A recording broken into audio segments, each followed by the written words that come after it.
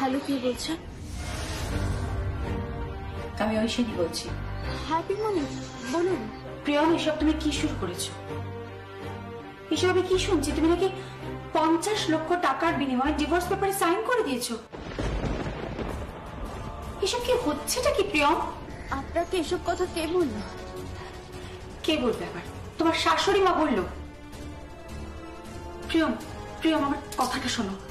প্রিয়ম, তোমার শাশুড়ি মা কিন্তু ভীষণ কষ্ট পেয়েছেন, ভীষণ কষ্ট পাচ্ছেন। মাত্র 50 লক্ষর বিনিময়ে তুমি ডিভোর্স পেপারে সাইন করে দিলে।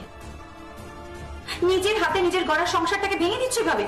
আমি কোনো টাকা নিইনি, বিশ্বাস করুন, আমি কোনো টাকা নিইনি। প্রিয়ম, প্রিয়ম, ওরা দাবি করছে তোমার অ্যাকাউন্টে নাকি টাকাটা ঢুকেছে এবং তুমি নাকি সেই টাকাটা ঢোকার পর ডিভোর্স পেপারে সাইন করেছো। আমি কিছু জানি না, আপনি বিশ্বাস করুন বিমনি, আমি সত্যিই কিছু জানি না। আমাকে ভাসানো হচ্ছে।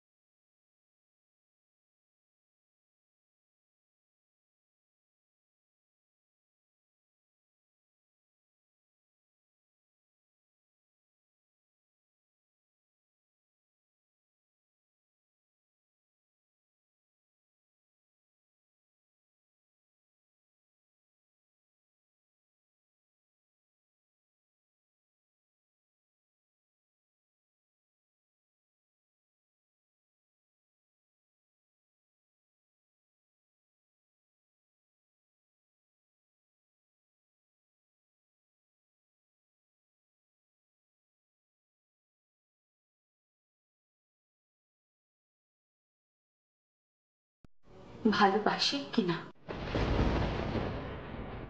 আমি টাকা নিয়ে ডিভোর্স পেপারে সাইন করিনি। তাহলে তোমার অ্যাকাউন্টে 50 লক্ষ টাকা ঢুকলো কি করে? তার উত্তর দাও। আমি না শুধু তোমাকে ভালোবাসি আর তোমাকেই ভালোবাসবো। শিলাই টেক্সটাইলের অ্যাকাউন্ট থেকে তোমার অ্যাকাউন্টে 50 লক্ষ টাকা ঢুকলো, সেটা কি করে গেল বলো? উত্তর দাও। হ্যাঁ, আমি সত্যি বলছি। তাহলে আমাকে সেদিন সত্যি করে বলো। সত্যি সত্যি সত্যি। প্রিয়ম, চুপ করে দেখো না, আমার কথার উত্তরটা দাও। বাসে, ও আমাকে ভালোবাসে। আর তুমি, তুমি ওকে ভালোবাসো তো? বাসি বিমনি, আমি ওকে বড্ড ভালোবাসি। প্রিয়ম, আমি তো এটাই বলছি, যখন যখন তোমরা পরস্পর পরস্পরকে ভালোবাসো তখন তখন ঘরে ফিরে যাও, নিজের সংসারে ফিরে যাও। প্রিয়ম, ওই সুভাষ ব্যানার্জি যত অপমান করুক, যত অসম্মান করুক, তুমি তোমার নিজের সংসারে ফেরত যাবে, নিজের ঘরে ফেরত যাবে। শুধু মাথায় একটা কথা রেখো প্রিয়ম, ওই বাড়িতে কিন্তু তোমার ভালোবাসার লোকটা আছে, আর যাকে তোমার জীবন থেকে, তোমার কাছ থেকে সরিয়ে নেওয়ার চেষ্টা চলছে, তাকে ছেড়ে যেও না কখনো। এই ভুলটা করো না প্রিয়ম। কিন্তু বিমনি, আমার শাশুড়ি মা তো আমাকে ভুল বুঝছেন। প্রিয়ম, প্রিয়ম, এই সব ভুলগুলোর ঠিক বোঝানোর দায়িত্ব তো তোমার। আমার কথাটা শোনো প্রিয়ম, আমার কথাটা শোনো। তুমি তুমি আর কোথাও যাবে না, তুমি সোজা তোমার সংসারে যাবে, তোমার বাড়িতে যাবে, ওটা তোমার সংসার। এক্ষুনি ফিরে যাও। তুই প্রিয়মকে ভালোবাসিস?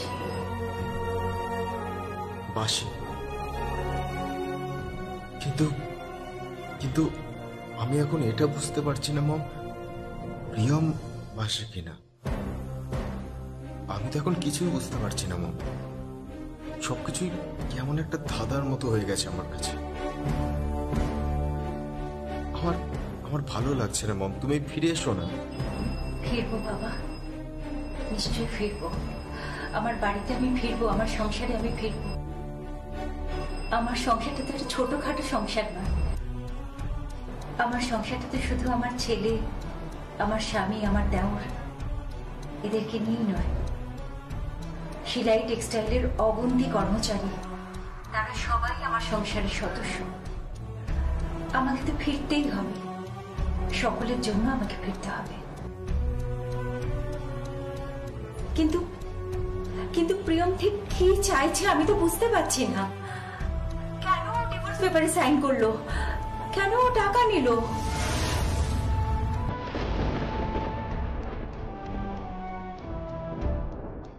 তোমার খাবার। আমি তো বলেছি তোমাকে, আমার খাবার নিয়ে তোমাকে চিন্তা করতে হবে না। তুই কার সাথে কথা বলছিস? প্রিয়মের সাথে মম। কি বলছে ও? খাবার সার্ভ করতে এসেছে আমার জন্য। তো খেয়ে নে। আমার খিদে নেই মম, আমি পরে কথা বলছি। লিসেন, আমার খাবার নিয়ে তোমাকে মাথা ঘামাতে হবে না প্রিয়ম। ঘামাতে তো হবেই মাথা।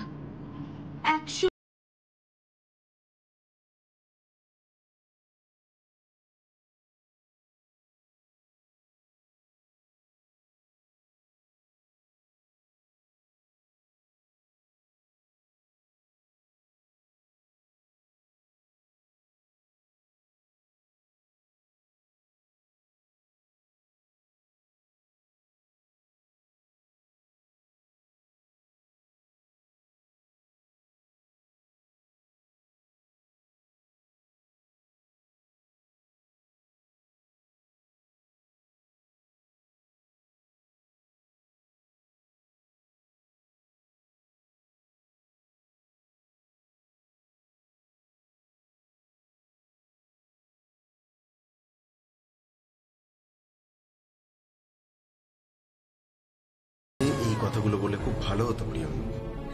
আমি কোনো টাকা নিইনি সংকল্প। এসব সাফাইয়ের আর কোনো প্রয়োজন নেই প্রিয়ম। তোমার চোখের সামনে আমি অন্য কাউকে বিয়ে করব, তোমার চোখের সামনে আমি অন্য কারো সিঁথিতে সিঁদুর পরিয়ে দেব। And it's my challenge, it's my challenge.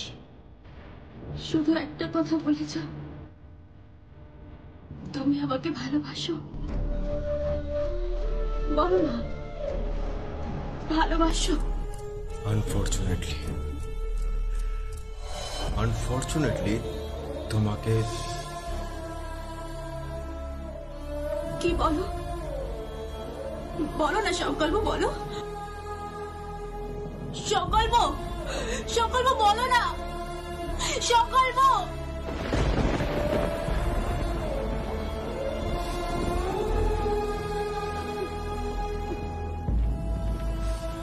তোমার চোখের সামনে আমি অন্য কাউকে বিয়ে করব,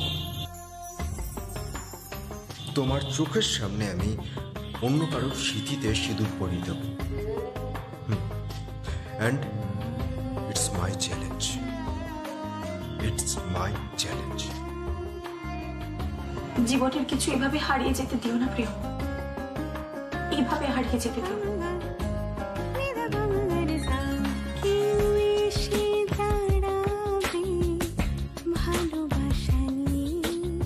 তোমার সমস্ত দুঃখ কষ্ট না পাওয়া সবকিছু আমি ভুলে দেব। এত ভালোবাসবো তোমাকে, এত ভালোবাসবো। আমি না শুধু তোমাকে ভালোবাসি আর তোমাকেই ভালোবাসবো। I love you. সত্যি বলছো তো? হ্যাঁ, আমি সত্যি বলছি। তাহলে আমাকে 6 দিন সত্যি করে বলো। সত্যি সত্যি সত্যি।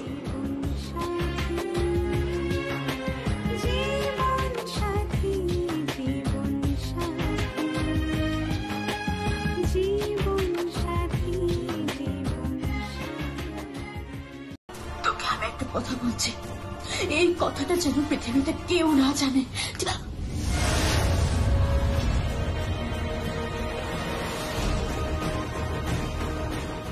হ্যালো, ঝিলাপ গাঙ্গুলি,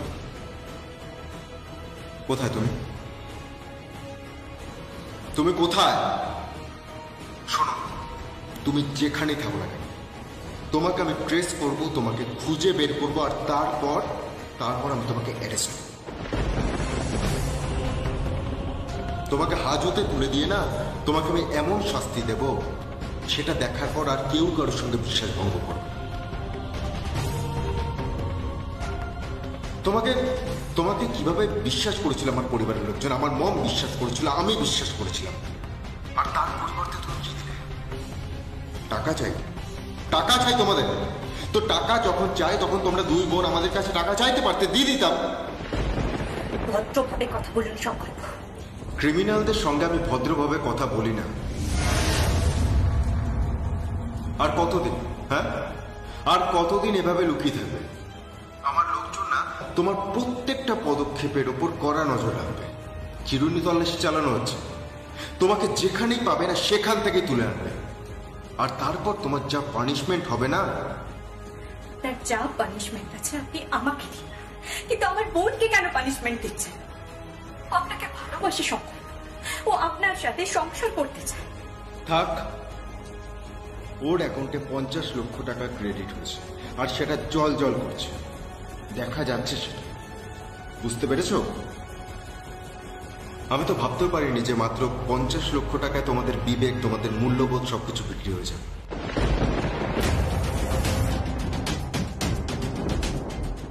টাকা লাগলে আমাকে বলতে পারতেন, আমি তোমাদের টাকা দিয়ে দিতাম। টাকা, ফ্ল্যাট, গাড়ি সবকিছু দিয়ে দিতাম তোমাদের। সংকল্প, তুমি আমার দিদির সাথে ভদ্রভাবে কথা বলো। Shut up! Just shut up. আমি সংকল্প ব্যানার্জি, একজন কর্তব্যপরায়ণ পুলিশ অফিসার কথা বলছি, নট ইউর এক্স হাজবেন্ড, ওকে? সংকল্প, কি বলছেন কি সংকল্প? এক্স হাজবেন্ড কেন বলছেন? সই করে দিয়েছে, আর জাস্ট 2 দিন, আর জাস্ট 2 দিন অপেক্ষা করো। কোর্টে গিয়ে আমি বাকি পালা সামা করে দেবো। তোমার বোনের সামনে আমি অন্য কাউকে বিয়ে করব, আর তোমার বোন নাকি আমার বিয়ের সমস্ত আয়োজন করবে। দেখা যাক। আপনি বিশ্বাস করুন সংকল্প, আমার বোন আপনাকে ভালোবাসে। আপনাদের এই সম্পর্কটা আপনি ভেঙে দেবেন না। আমার কথাটা শুনুন, দয়া করে এই সম্পর্কটা ভেঙে দেবেন না। আর কোনো কথা না, একটা কথা না, সমস্ত কথা শেষ। এবার আমি তোমার বোনকে শাস্তি দেব। আমি ওকে পানিশমেন্ট দেবো, আর আমি ওকে এমন পানিশমেন্ট দেবো যেটা ও সারা জীবন মনে রাখবে। এই শাস্তি ওকে কোনো পুলিশ অফিসার দেবে না, কোনো বিচারক দেবে না, কোনো আইন দেবে না। এই পানিশমেন্ট ওকে দেবে একজন স্বামী, যার সাথে তার স্ত্রী প্রতারণা করেছে। সংকল্প, আর তোমাকে শাস্তি দেবে মহামান্য আদালত। তোমাকে বিচারক রায় দেবেন, এবং তুমি আমার চোখের সামনে দিয়েই হাজতে ঢুকবে। আর একটা কথা, আজকের পর থেকে তুমি এই ফোনটা আর পাবে না। তোমার বোনের হাতে আর এই ফোনটা দেওয়া হবে না। Hello hello hello hello hello hello সংকল্প, হ্যালো হ্যালো হ্যালো বোন, হ্যালো। কেন আমি কেন ফোন পাবো না? কারোর সাথে কোনো রকম যোগাযোগ নয়। যেই গোপন কথাটা আপনি আর আমি জানি, সেই কথাটা পৃথিবীতে যেন আর কেউ না জানে, ওকে? সংকল্প, সংকল্প শোনো, সংকল্প।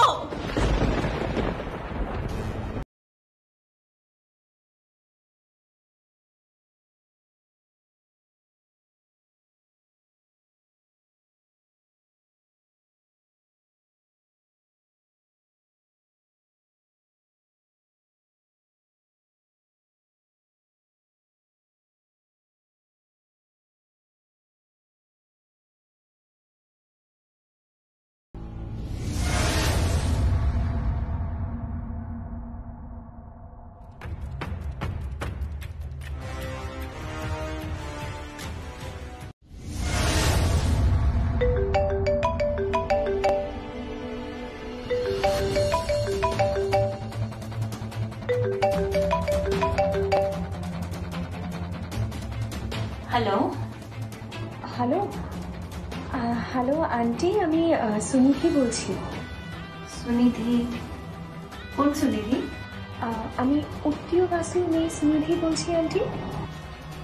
হ্যাঁ সুনিধি, বলো কেমন আছো?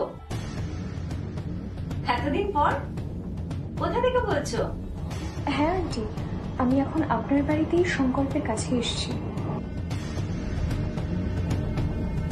তোমার সংকল্পের সাথে যোগাযোগ আছে? ফিউ ডেজ হলেও আমি ওর সাথে যোগাযোগ রেখেছি। আসলে সংকল্প ভীষণ ডিপ্রেশনে চলে গেছে। প্রিয়ম যে ওর সাথে এরকমটা করবে সংকল্প কল্পনাই করতে পারিনি কখনো। তাই আমি ওর পাশে থাকার চেষ্টা করছি, ওর সাথে থাকার চেষ্টা করছি, ওর মন ভালো রাখার চেষ্টা করছি। তুমি সব সংকল্পের জন্য করছো? করবো তো, আমারই তো এই বাড়িতে প্রথমে বউ হয়ে আসার কথা ছিল বলুন আন্টি।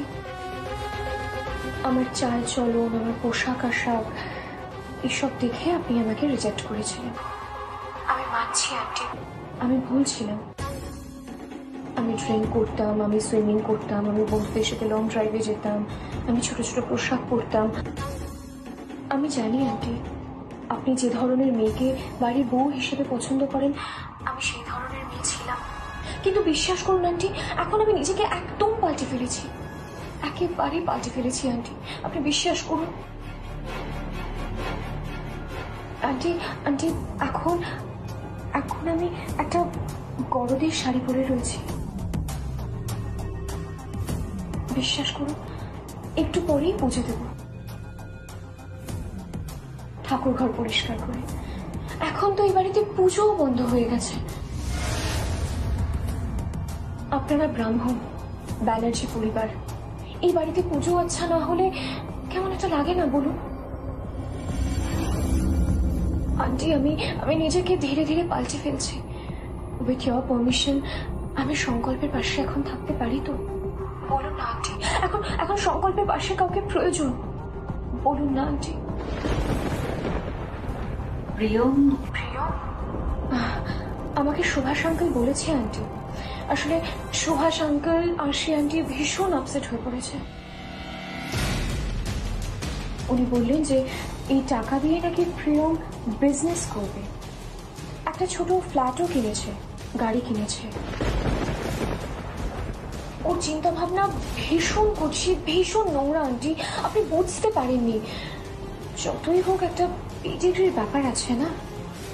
ওসব কথা এখন থাক সুনিধি, তোমাকে ধন্যবাদ। তুমি আমার ছেলের পাশে আছো, এখন ওকে কোম্পানি দিচ্ছ। Thank you so much for that. Anyway, আমার ছেলেটা ঠিক মতো খাওয়া দাওয়া করছে তো? ও কিন্তু ভীষণ সেন্টিমেন্টাল, খুব ইন্ট্রোভার্ট সংকল্প, সেটা তুমি জানো তো? আন্টি আন্টি আপনি একদম চিন্তা করবেন না, ওর সমস্ত খাওয়া দাওয়ার ব্যবস্থা আমি করে দেবো। ঘড়ির প্রত্যেকটা কাঁটার সঙ্গে তালে তাল মিলিয়ে আমি ওর উপর নজর রাখবো। আন্টি আপনি একদম ভাববেন না, আপনি যতক্ষণ না ফিরছেন আমি ততক্ষণ আছি এখানে। আমি আছি তো আন্টি। আপনি ফিরলে আপনার ছেলেকে আপনার হাতে তুলে নিয়ে তবে আমি এখান থেকে যাব। তো তুমি চলে যাবে কেন? কি করবো আন্টি, আমার তো এখানে জায়গা নেই, এই জায়গা নেই আমার। তুমি শোনো শোনো, আমার কি করবো আন্টি, আমার তো এখানে জায়গা নেই, এই জায়গা নেই আমার।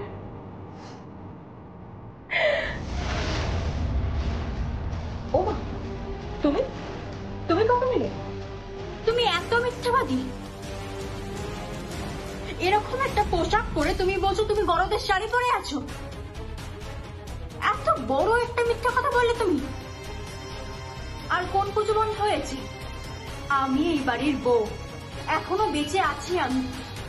এতদিনে আমি একটা পুজো বন্ধ করতে দিইনি। রোজ আমি ঠাকুর পুজো করি, ফুল মালা ধূপ সব দিই আমি। থাক থাক, তুমি কি করেছো আর করনি তার এক্সকিউজ দিতে হবে না। তুমি একটাই কাজ করে বসে আছো, 50 লক্ষ টাকা নিয়ে বড় দাও মেরেছ। একটা কথা কান খুলে শুনে রাখো, ধীরে ধীরে এসব কিছু কিন্তু আমার হাতের মুঠোয় আমি নেব। এই বাড়ির বউ হব। সংকল্পের মন উঠে গেছে তোমার উপর থেকে, অবশ্য উঠবে নাই বা কেন? সো আগলি।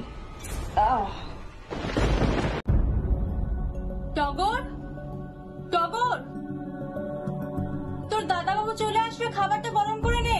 কে খাবার গরম করবে আর কে খাবার গরম করবে না তা নিয়ে তুমি মাথা ঘামাচ্ছ কেন? আমি এ বাড়ির বউ, বাড়ির খুঁটিনাটি বিষয়ের উপর নজর রাখা আমার দায়িত্ব, এটা আমার কাজ। আপনি দয়া করে এই বিষয়ে ইন্টারফেয়ার করবেন না। না, এটা তোমার কাজ নয়। এর জন্য সুনিধি এ বাড়িতে চলে এসেছে। থাক, ওই সুনিধিকে আমার দেখা আছে। একজন মিথ্যেবাদী, ঠক, প্রবঞ্চক একটা মেয়ে একটা মডার্ন ড্রেস পরে একজনকে ফোনে বলছে ওনাকে গরদের শাড়ি পরে পুজোর আয়োজন করছে। আপনাদের লজ্জা করছে না? সংকল্পের সাথে আপনি ওই রকম একটা মেয়ের বিয়ে দেওয়ার চেষ্টা করছেন? ছি, নিজের পরিবারের একজনের এত সর্বনাশ করতে আপনার লজ্জা করছে না? এই,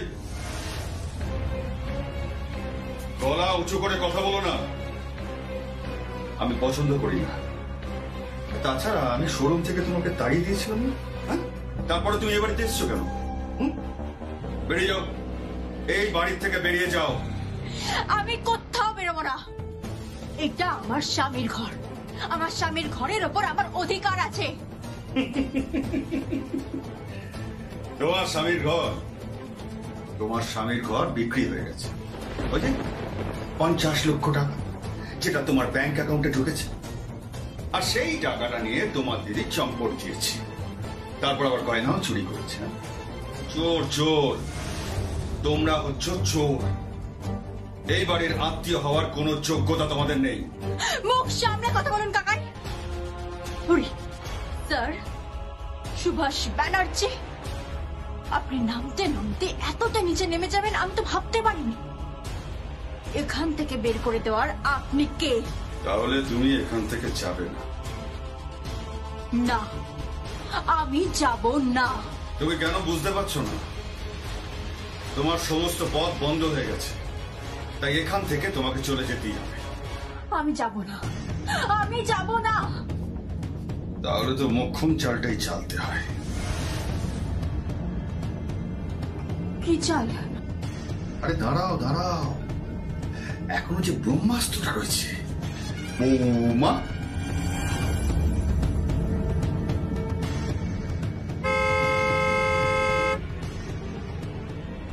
ওই তোমার বর বোধহয় এসে গেছে। যাই, ওর জন্য আমি কফি বানিয়ে নিয়ে আসি। আমার এখন কফির কোনো প্রয়োজন নেই। হ্যাঁ, কফি লাগলে সুনিধি বানিয়ে দেবে।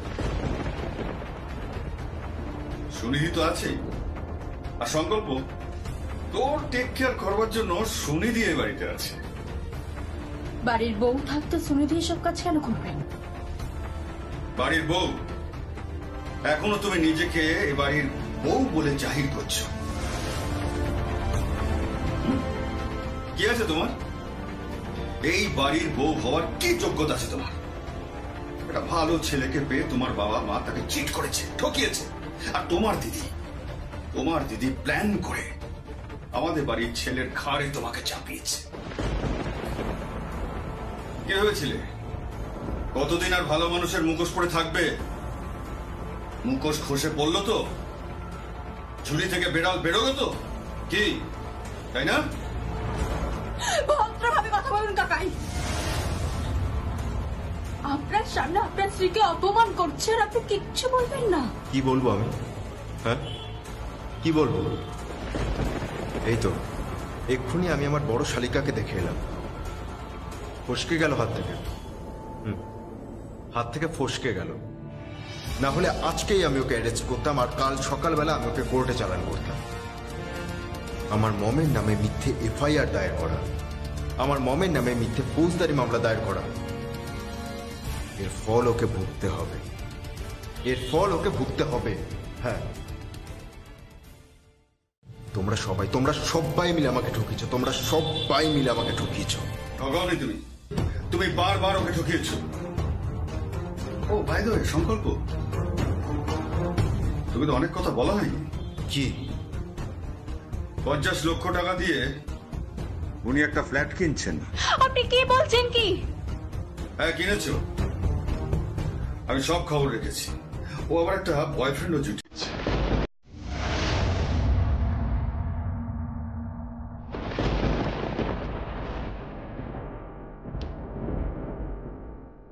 আমার সাথে কথা বলবে না? না, তোমার বাপের বাড়িতে ফোন করা হয়েছিল, কাকাই ফোন করেছিল। তুমি তোমার সমস্ত লাগেজ গুছিয়ে আমার ফুলসজ্জার পরের দিন তুমি এই বাড়ি থেকে চলে যাবে। ভালো, তুমি আমাকে বাসো আমি জানি,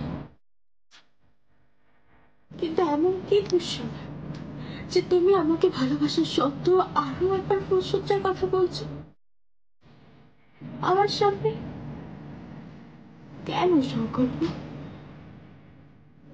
আমাকে ভালোবেসে মন ভরেনি যে জীবনে আরো একটা নারীর প্রয়োজন?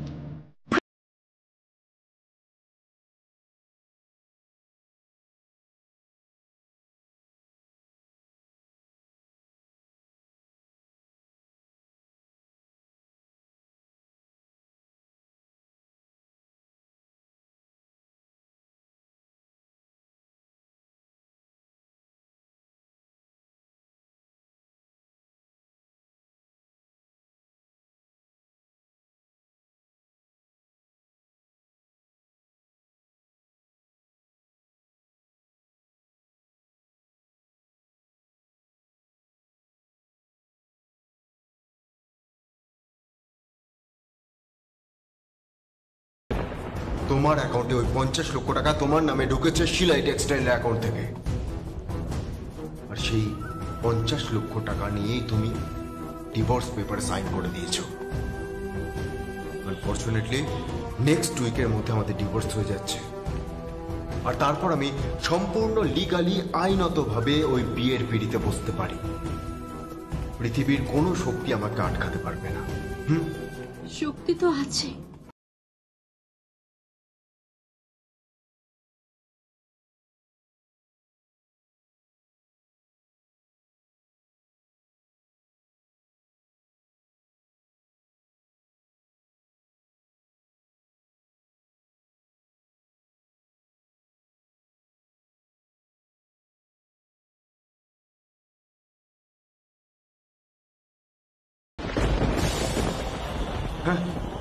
আমি নাটক করছি না। আমি দেখব আমার চোখের দিকে তাকিয়ে মেয়েটার সিঁথিতে তুমি সিঁদুর পরাতে পারো কিনা, আমার সামনে তাকে ফুলসজ্জার ঘর অব্দি তুমি নিয়ে যেতে পারো কিনা। আমি জাস্ট দেখব।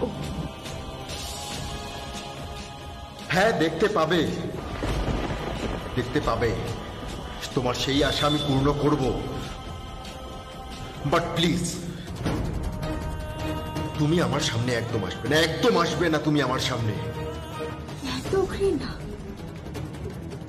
এত ঘৃণা আমার প্রতি, এত তাড়াতাড়ি পাল্টে গেলে কেন সংকল্প? কি হয়েছে বলো না, বলো না কি হয়েছে? কি হয়েছে শুনবেন? আজকে থানায় আমার কাছে একটা বুকে এসেছে, ফুলের bouquet. You want to see that? তোমার ঘরে আছে, যাও গিয়ে দেখে নাও। যাও, তোমার ঘরে আছে, গিয়ে দেখে নাও। সেই বুকের মধ্যে লেখা রয়েছে কংগ্রেচুলেশনস। তারপর আমার কাছে একটা ফোন আসে, পুরো ফোন, সেই নাম্বার থেকে যেই নাম্বারে আমি তোমার ফোনে SMS দেখেছিলাম। আমি যখন ফোনটা ধরি তখন উল্টো দিকের কণ্ঠস্বর আমাকে বলে ধন্যবাদ, ধন্যবাদ, কারণ আমি তোমাকে ডিভোর্স দিচ্ছি তাই, আর তাতে তুমি মুক্ত হয়ে যাচ্ছ এবং তারপরে তুমি সেই ছেলেটির সঙ্গে বিয়ে করতে পারবে। আমি আমি তোমার মতো একজন অসৎ চরিত্রের মেয়ের সঙ্গে ঘর করতে পারবো না। আমি অসৎ চরিত্রের মেয়ে নই, তুমি সেটা খুব ভালো করে জানো। তুমি বিশ্বাসই করতে পারো না। প্লিজ প্লিজ, তুমি আমাকে আর কথার জালে জড়িও না। ওই ছেলেটি তো বলেছে, ওই ছেলেটি বলেছে ও একদিন আমাদের বাড়িতে আসবে, আর ও যেদিন আমাদের বাড়িতে আসবে সেদিন সেদিন আমি তোমাদের দুজনকে পাশাপাশি দেখতে চাই। আর আমি এটাও দেখতে চাই যে আমার মধ্যে এমন কি নেই যেটা ওই ছেলেটার মধ্যে আছে। I hate you Priyam, yes I hate you, I hate you. সংকল্প